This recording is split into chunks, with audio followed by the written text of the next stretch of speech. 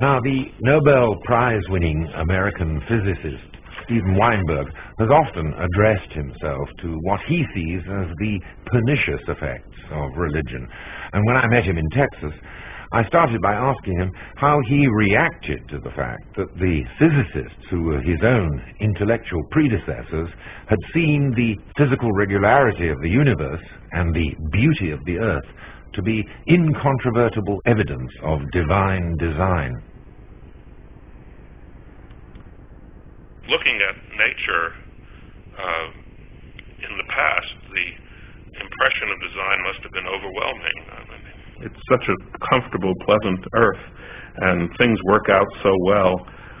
Well, as we learn more and more about the universe, it seems not such a friendly place, and we appear just to have been winners in a cosmic lottery. And yet there might be those believers who might say, yes, admittedly, there are other celestial bodies which are not good stage sets for life, let alone for the human drama. But here we are on Earth, which is, as they would say, convivially arranged to accommodate. Well, what would you expect? I mean, with all these billions and billions of planets, some of them are going to be comfortable, and it's only on those that life can arise. But people like Newton, for example, and Samuel Clarke, who wrote, as it were, on his behalf later on at Trinity when he did the Boyle Lectures, was not invoking the comfort and conviviality of the earth. Newton was impressed by the regularity of nature. Whether or not it was a suitable setting for the human drama, he thought that the laws of motion and the arrangement of the celestial system expressed design regardless of its suitability for human existence. Yes, and well, he was religious. He saw the universe as a great puzzle, just as he saw the book of Daniel as a great puzzle. And it was God leaving messages for human beings to puzzle out. And he puzzled out the way the solar system worked, and he tried to puzzle out the chronology of the Bible. Well, we don't do that anymore.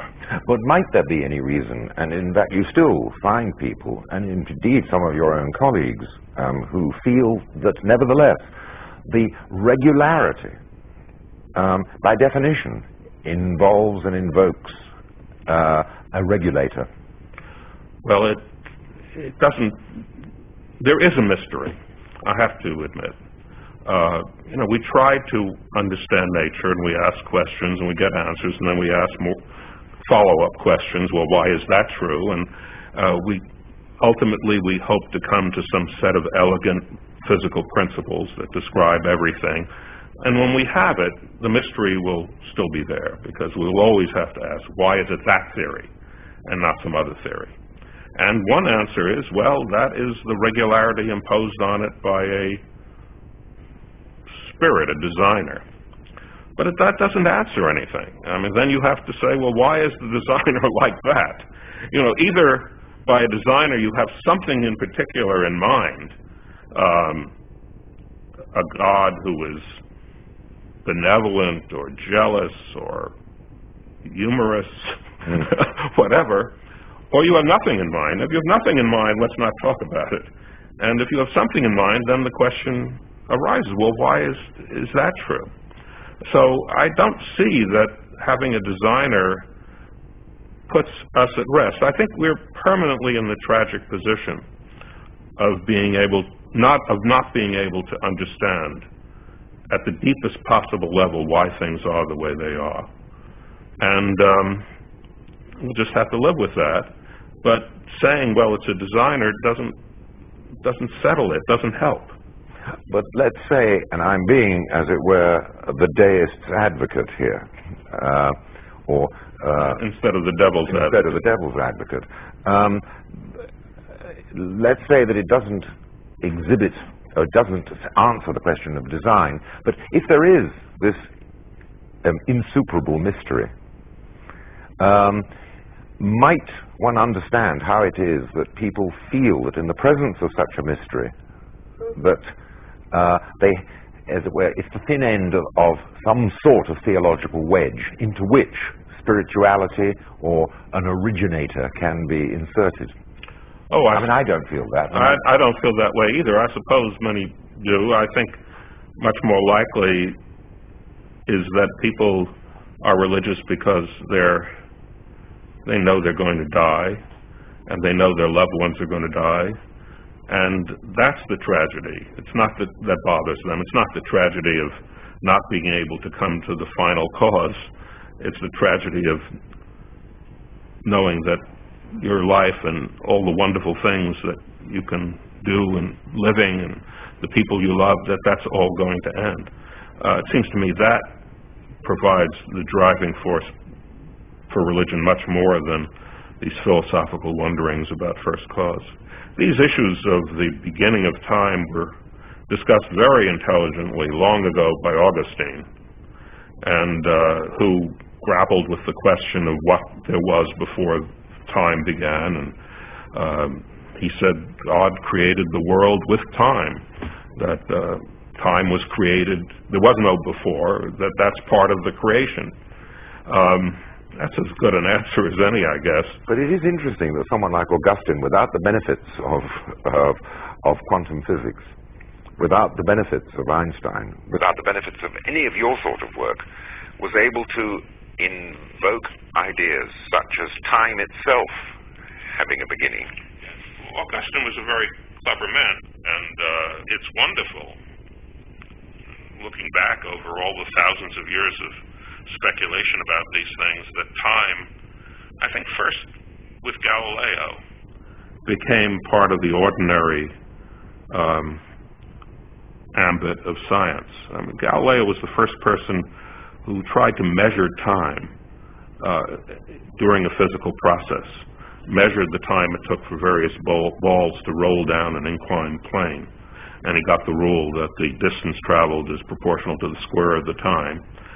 Nobody before had ever tried to bring time into the laws of nature quantitatively. But for Galileo, observing these regularities and observing the relationship between these balls rolling down slopes, the time it took, and giving a mathematical expression for that, for him, as an unquestioningly religious man, they were in fact demonstrations of God's mind. Well, I don't think Galileo came to that conclusion. If he did, I'm not aware of it. But if what you're suggesting is that there is no necessary conflict between being a scientist and being religious, I suppose I have to agree. Even now there are very fine scientists who are deeply religious. I know a few. But I think what happened, and it only began to happen with Galileo and Newton, so it took a long time to mature. What happened was that much of the early basis for religious belief was dissolved by science. It wasn't that scientific discoveries made religion impossible. It's that they made irreligion possible. It became possible to understand how things worked without the religious explanation. And particularly, I think more important than anything any physicist did was what Darwin did. Yes, well, this is the argument which we've had, I think from Daniel Dennett. He feels that perhaps the most wounding influence upon religion really came with Darwin rather than with Galileo. Oh, I agree. Even though it hurts my pride as a physicist to say so. These people don't really care that much about the way the planets go around the sun, or the way certainly don't care about the balls rolling down the inclined plane. What they care about is life, and particularly their own life, and their relationship to the causes for them being the way they are. They care about that. And Darwin's revision of the understanding of why living things are the way they are, in particular why people are the way they are, was overwhelming, and Darwin himself lost his faith. I was recently rereading Lytton Strachey's wonderful little biography of Cardinal Manning in Eminent Victorians, and Manning said that he became convinced, a convinced Christian, because of reading Paley's Natural Theology. Yes, and the wonderful adaptation of living things convinced him that there had to be a creator, a personality that created all this. And suddenly that was gone. There wasn't a discovery that there wasn't a creator, but the argument was removed. And I don't think anything that science has done for general culture has ever been as important as that. Yes, it is interesting to find that, on the whole, the percentage of biological disbelievers in the scientific community is higher than the percentage of disbelievers amongst your colleagues in physics and chemistry. Is that true? I didn't know that.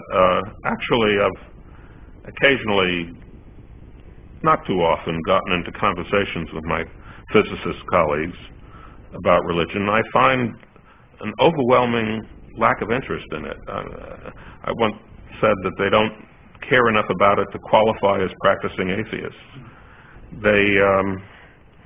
They just regard it as a sort of question that it's silly to raise. And I, for some obscure reason, I tend to care about it, and I'm interested in religion, but most of my physicist friends are not. But you find such a variety of beliefs. I have one friend, a very distinguished astrophysicist, who told me that he's an Orthodox, observant Jew, which is a lot of trouble. That's not easy, and doesn't believe in God. Because for him, the religion is a framework for life that he inherited from his parents. He grew up with it. He wants to stay in it. But he doesn't think there's anything behind it. I think probably a fair number of people in the Church of England feel that way. I think for a number of people, the retreat into religion is, as you say, not a retreat into belief, but a retreat into reassuring domestic ritual. And I suspect that's much greater for Jews than it is for Christians. I mean, there is a way in which one could say that belief is less important for Jews than observance. I think that's very true. One could argue about the reasons for it, but I don't think Judaism is the only religion for which that's true. I think it's also true for Hinduism. I don't think the Hindus have ever looked very closely into what they all believe. They're allowed to believe in all sorts of things, but the important thing is, the Brahmins are not supposed to cross the ocean, and you're not supposed to kill cows. That's what's important. What you really think about Brahma and Vishnu and Shiva, I don't think there was ever an inquisition among the Hindus. On the other hand, then you have religions like Christianity, Islam, and I guess to some extent Buddhism. These are the religions that have missionaries that go out and try to convert other people. And it's in these religions that have universalist ambitions that theology becomes important. And it does become important. And in a way, I'm more attracted to that because as a scientist, I care about searching for truth and making a theory of the world. And Christianity, or Buddhism for that matter, provides an alternative theory of the world. And that's something I feel I have something to say about. I can interact with, I can respond to. On the other hand, if people just want to not eat pork or not kill cows or whatever it is, well, more power to them. It has nothing to do with me, and there's no argument there. So you feel a realistic and vigorous sense of opposition Yeah. in that that Christianity and Buddhism, in a rather different way, are in fact, as it were, more intellectually intelligible and complementary to a scientific worldview. Yes. They have a theory, and it's a theory that I don't agree with, but there is a theory there. And without a theory, what can I say? Then it's not something that I can engage. I once wrote something rather disparaging about ultra-liberal Christianity, and that I found myself more, in some ways, more akin to a fundamentalist, because at least they haven't forgotten what it is to believe something. And I got a copy of a fundamentalist newspaper from New Mexico, that praised me because I think what their real concern was not odd atheist physicists. That wasn't what they're worried about. What they're worried about are the liberal Christians. Oh, I see. So that in fact that the fundamentalist Christians see you scientists as worthy opponents. Well, in the same way that you scientists or you physicists are seeing. I wouldn't draw that implication. I think they just found a surprising ally in the battle that they really care about, their battle with the liberal wing of Christianity.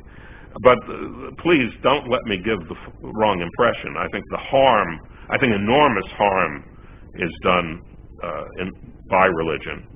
Not just in the name of religion, but actually by religion. And I think how is it? Tell me the harm that is done by religion as opposed to the harm that's done in the name of it.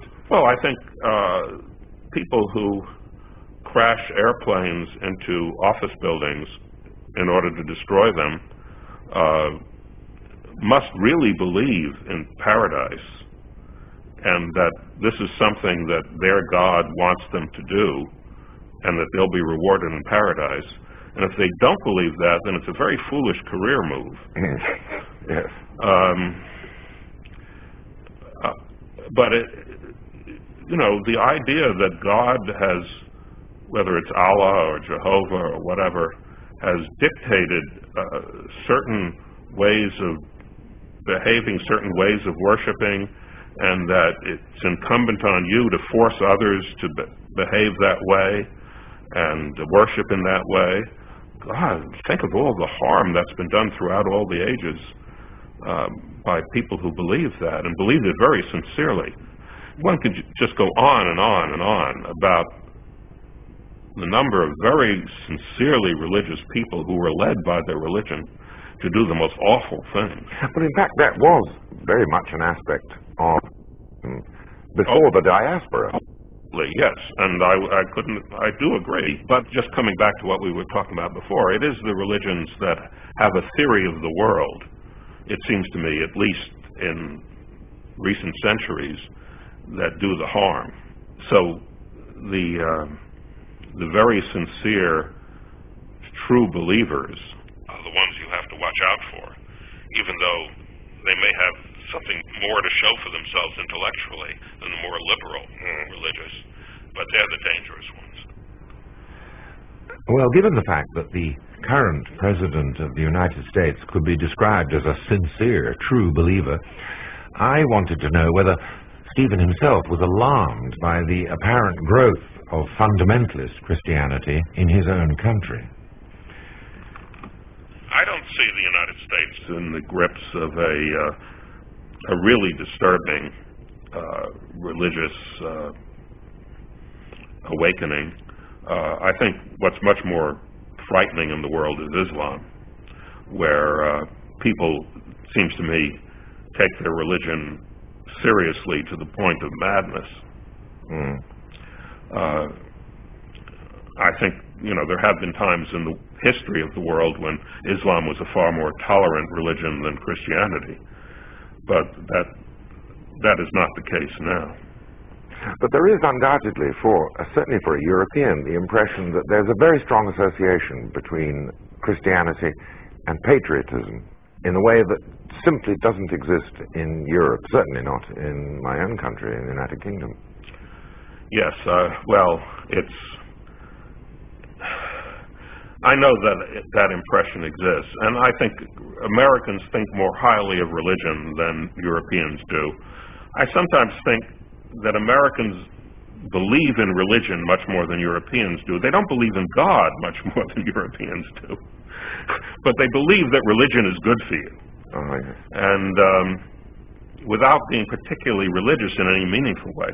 You know, I know many people who say they're religious and go to church every Sunday and belong to church organizations, and then when you talk to them and you ask them, well, do you really think after death this is going to happen? They say, I have no idea. I don't know. It's all a mystery, but I think it's good to be religious. This is the faith I grew up with. As a physicist, you have to decide what you think is true, and you get in the habit of that kind of intellectual activity. And because if you work on the wrong theory and it isn't true, you wasted your professional time, and you keep having to make judgments of truth or falsity, and so truth becomes very important to you. For most people, truth is not as important as good behavior or loyalty to your ethnic group or loyalty to your family traditions. And truth is something that you don't worry about very much. Although, of course, that in the Middle Ages, and indeed when people were opposing atheism in the 17th century, it was insisted that the truthfulness of religion was what guaranteed good behavior. Yes, and many people believe that. But an awful lot of people also believe it doesn't matter whether it's true. You have to be religious because that will guarantee good behavior.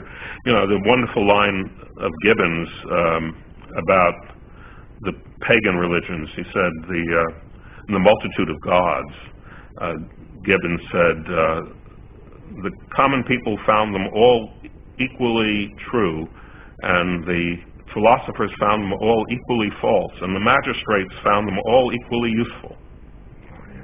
And I think many people in America and undoubtedly in Europe are in the position of the magistrates that Gibbon was talking about. They find them useful. Although I really don't think that, I don't see religion as actually inspiring moral behavior.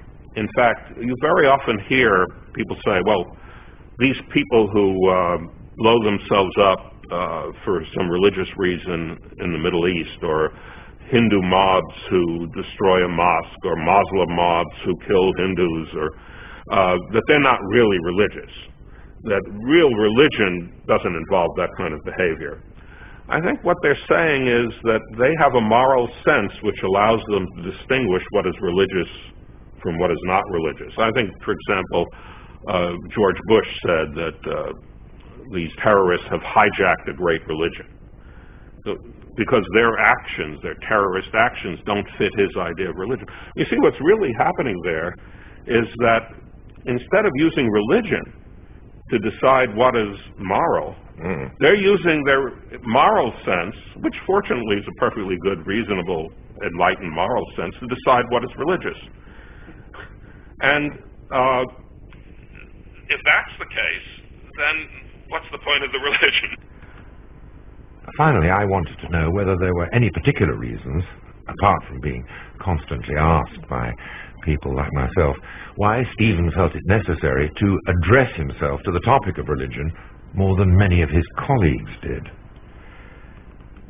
Oh, I try not to do it too much. I don't want to become the village atheist, and I do get involved in a lot of other issues like missile defense and post-constructionism, neo-modernism. But I do spend probably a little bit more time than I should on religion, and I have a certain amount of hostility to it. I think the most rational reason for it is because of the harm that I see it does. We were talking about that earlier. Many people do simply awful things out of sincere religious belief, not using religion as a cover, the way Saddam Hussein may have done, but really because they believe that this is what God wants them to do. Going all the way back to Abraham being willing to sacrifice Isaac because God told him to do that. Putting God ahead of humanity is a terrible thing. Another reason is because I'm offended by the kind of smarmy religiosity that's all around us, perhaps more in America than in Europe, and not really that harmful, because not really that intense or even that serious, but just, after a while you get tired of hearing clergymen giving the invocation at various public celebrations, and you feel, haven't we outgrown all this? Do we have to listen to this? But then, maybe at the very bottom of it, I really don't like God.